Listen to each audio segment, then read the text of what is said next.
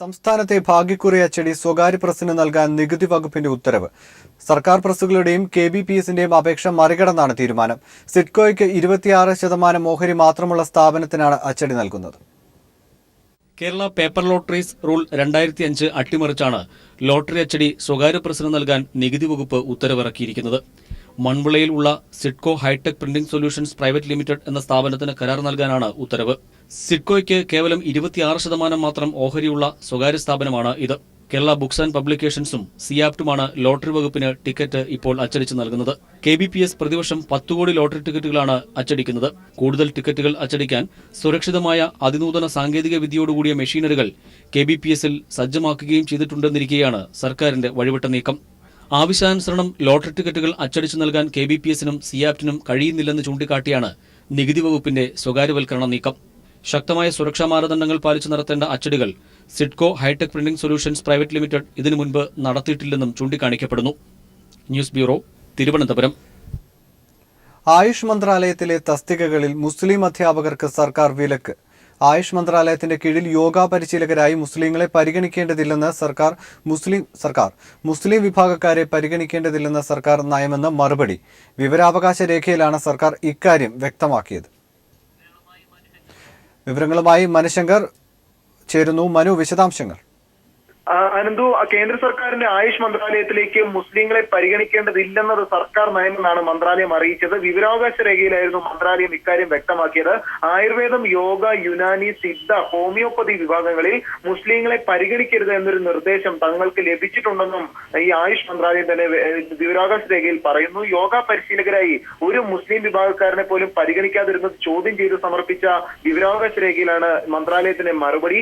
ആയുഷ് പദ്ധതിയിലെ യോഗ പരിശീലക തസ്തികയിലേക്ക് 3841 മുസ്ലിങ്ങൾ അപേക്ഷിച്ചിരുന്നു.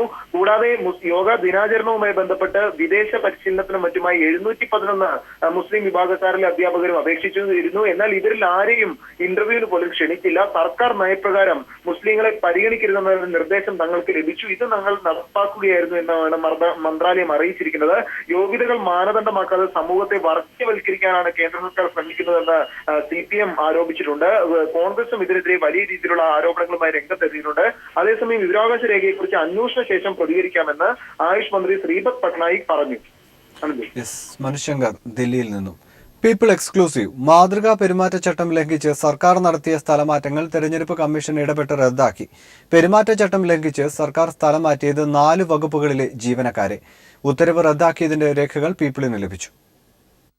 ഈ മാസം 5-നാണ് കേന്ദ്ര തെരഞ്ഞെടുപ്പ് കമ്മീഷൻ തെരഞ്ഞെടുപ്പ് പ്രഖ്യാപിച്ചത്. അന്നു മുതൽ തന്നെ മാതൃകാ പെരുമാറ്റച്ചട്ടം സംസ്ഥാനത്ത് നിലവിൽ വന്നിരുന്നു. എന്നാൽ ഇതിനുശേഷവും സംസ്ഥാനത്തെ വിവിധ വകുപ്പുകളിൽ സ്ഥലമാറ്റം നടക്കുന്നതായാണ് മുഖ്യ തെരഞ്ഞെടുപ്പ് ഓഫീസർ കണ്ടെത്തിയിരിക്കുന്നത്.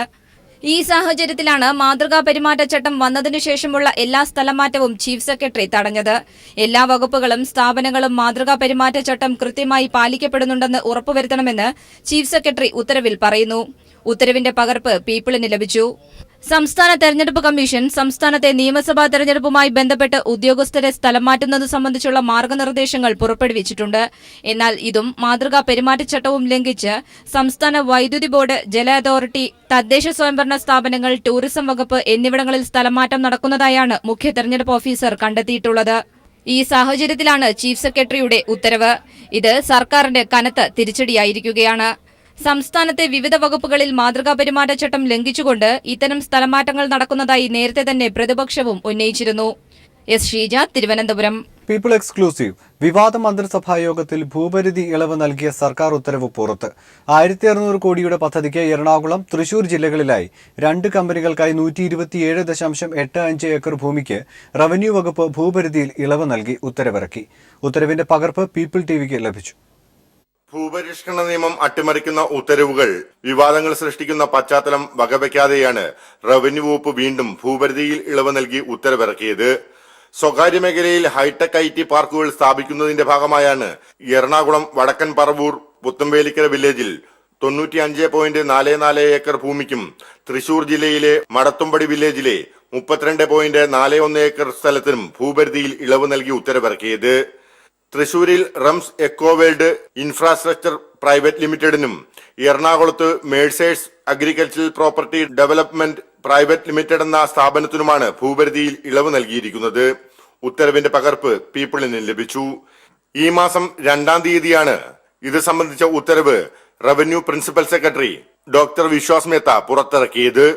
ഈ സർക്കാരിന്റെ അവസാന ഘട്ടത്തിൽ ഇറങ്ങിയ തണ്ണീർത്തട നെൽവയൽ സംരക്ഷണ നിയമ ഇളവുകളും ഭൂസംരക്ഷണ നിയമ ഇളവുകളും മന്ത്രിതലങ്ങളിൽ വലിയ അഴിമതിയുടെ ഭാഗമായാണ് പുറത്തിറങ്ങിയതെന്ന പ്രതിപക്ഷ ആക്ഷേപം നിലനിൽക്കുകയാണ് റവന്യൂ വകുപ്പ് വീണ്ടും പ്രസ്തുത വിഷയത്തിൽ ഉത്തരവുകൾ പുറത്തിറക്കിയിരിക്കുന്നത്.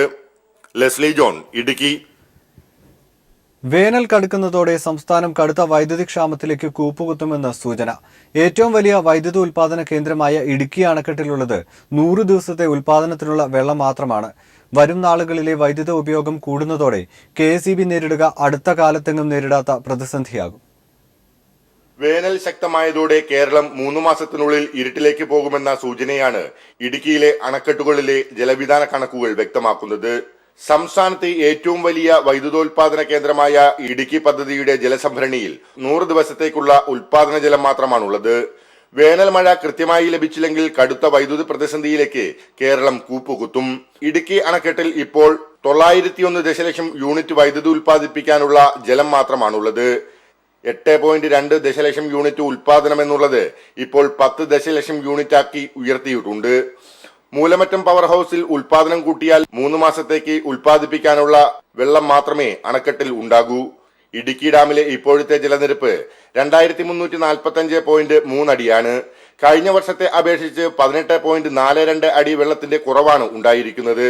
വേനൽ കടുക്കുന്നതോടെ വൈദ്യുതി ഉപയോഗത്തിൽ കാര്യമായ വർധനവും ഉണ്ടാകുമെന്നത് KSEBയെ ആശങ്കയിലാക്കുന്നുണ്ട്. News bureau, Idukki. മലബാർ സിമന്റ്സിൽ കോടികളുടെ അഴിമതി നടക്കുന്നു എന്ന ആരോപണവുമായി ജീവനക്കാരുടെ സംഘടന രംഗത്ത്. കഴിഞ്ഞ 4 വർഷമായി നടത്തിയ വിവിധ ഇടപാടുകളിലാണ് വൻ അഴിമതി നടന്നതായി ആരോപണം ഉയർന്നത്. ആഗോള ടെൻഡർ ക്ഷണിക്കാതെ വിദേശത്ത് നിന്നും ക്ലിങ്കർ ഇറക്കുമതി ചെയ്തതിലൂടെ സ്ഥാപനത്തിന് വൻ നാശനഷ്ടമുണ്ടായതായി CITU നേതൃത്വത്തിലുള്ള ജീവനക്കാരുടെ സംഘടന പറയുന്നു.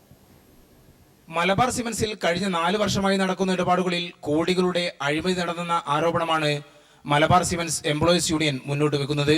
കൽക്കരി, ക്ലിങ്കർ ഇറക്കുമതി, ഫ്ലൈ ആഷ്, ചുണ്ണാമ്പുകല്ല് ഇടപാടുകളിലാണ് വൻ വെട്ടിപ്പ് നടന്നതെന്ന് യൂണിയൻ ഭാരവാഹികൾ പറയുന്നു.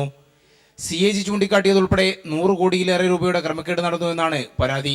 2014 ക്ലിങ്കർ ഉൽപാദകരല്ലാത്ത ഏജൻസിക്ക് ആഗോള ടെൻഡറില്ലാതെ ഉയർന്ന തുകയ്ക്ക് ക്ലിങ്കർ ഇറക്കുമതി നൽകിയത് വ്യവസായ മന്ത്രി PK കുഞ്ഞാലിക്കുട്ടിയുടെ താൽപര്യമനുസരിച്ചാണ്. KSIDC ഡയറക്ടർ ബോർഡ് അംഗമായ അമീർ അഹമ്മദിന്റെ സ്ഥാപനത്തിലാണ് ഇത്തരത്തിൽ വഴിവിട്ട ആനുകൂല്യം ലഭിച്ചതെന്ന് യൂണിയൻ പ്രസിഡന്റ് SB രാജു പറഞ്ഞു. അമീർ അഹമ്മദ് ചെയർമാനായിട്ടുള്ള TJN കമ്പനിയിൽ നിന്നാണ് വിദേശത്ത് നിന്ന് ക്ലിങ്കർ ഇറക്കുമതി ചെയ്യുന്നത്. TJN കമ്പനി ക്ലിങ്കർ ഉത്പാദിപ്പിക്കുന്നില്ല. വ്യവസായ വകുപ്പ് മന്ത്രിയുടെ നോമിനി, രാഷ്ട്രീയ നോമിനിയായിട്ടുള്ള ഡയറക്ടർ ചെയർമാനായിട്ടുള്ള TJN കമ്പനിക്ക് വേണ്ടി മലബാർ സിമന്റ്സിനെ കൊള്ളയടിക്കാൻ വേണ്ടിയിട്ട് ഈ കൊച്ചിൻ പോർട്ട് ട്രസ്റ്റിൽ അടക്കം ഒരു വലിയ സംഭരണശാല ഉണ്ടാക്കി യഥാർത്ഥത്തിൽ കൗളിപ്പിക്കുകയാണ് ഇവർ ചെയ്തുകൊണ്ടിരുന്നതെന്നാണ് ഇതെല്ലാം കാണിക്കുന്നത്. ക്രമക്കേടുകളെ കുറിച്ചെല്ലാം വിജിലൻസ് അന്വേഷണം ആവശ്യപ്പെട്ടതായും ജീവനക്കാർ അറിയിച്ചു. News bureau, Palakkad. തെരഞ്ഞെടുപ്പ് ഒരുക്കവും സ്ഥാനാർത്ഥി നിർണയവും ചർച്ച ചെയ്യാനായി CPIM സംസ്ഥാന സെക്രട്ടേറിയറ്റ് യോഗം പുരോഗമിക്കുന്നു. ജില്ലാ കമ്മിറ്റികൾ നൽകിയ സ്ഥാനാർത്ഥി പട്ടിക യോഗം വിശദമായി പരിശോധിക്കുന്നു. തുടർന്ന് നാളെ നടക്കുന്ന സംസ്ഥാന കമ്മിറ്റിയും പട്ടിക ചർച്ച ചെയ്യും. വിശദാംശങ്ങളുമായി ദിനകർ ചേരുന്നു. ദിനകർ, എവിടെ വരെയായി പരിശോധന? ആനന്ദ്, CPIM സംസ്ഥാന സെക്രട്ടേറിയറ്റ് യോഗം ഇന്നും തുടരുകയാണ്.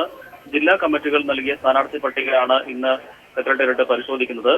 CPIM മത്സരിക്കുന്ന മണ്ഡലങ്ങളിൽ ഒന്നിൽ കൂടുതൽ പേരുകളുള്ള മണ്ഡലത്തെക്കുറിച്ച് വിശദമായി പരിശോധിക്കും. അതിനുശേഷം സംസ്ഥാന സെക്രട്ടേറിയറ്റിന്റെ കൂടി നിർദ്ദേശങ്ങൾ ഉൾപ്പെടുത്തി സംസ്ഥാന കമ്മിറ്റിയിൽ ഇക്കാര്യം ചർച്ച ചെയ്യും.